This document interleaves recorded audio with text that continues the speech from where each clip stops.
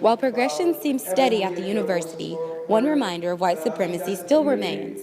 Vardaman Hall is named after former governor of Mississippi, James K. Vardaman, who was known for his condescending views of African Americans. He was an individual, particularly in the post-Reconstruction period, that was very adamant, went on public record, and articulated that African Americans should not be given the opportunity to be educated.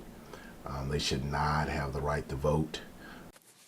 Referring to the 1890 Mississippi State Constitution, Vardaman stated, "There is no use to equivocate or lie about the matter.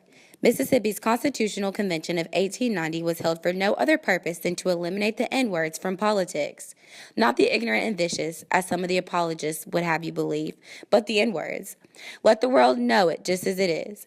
In Mississippi, we have in our Constitution legislated against racial peculiarities of the N-word. When that device fails, we will resort to something else." He even went as far to declare, "If it is necessary, every N-word in the state will be lynched. It will be done to maintain white supremacy." Vardaman was an individual that was so divisive in the history of the state of Mississippi that we felt that it was better to simply remove the name of that building and rename it. While there is still some debate, it is a majority decision by the Chancellor's Advisory Committee on Context and History that the name Vardaman Hall be changed in the near future. This is a decision that provides a more inclusive institution, trumping a history of vast racism here on the University of Mississippi campus. I feel like it makes students feel the same way that it felt with the find of the state flag, because Vardaman and the state flag basically represent the same thing.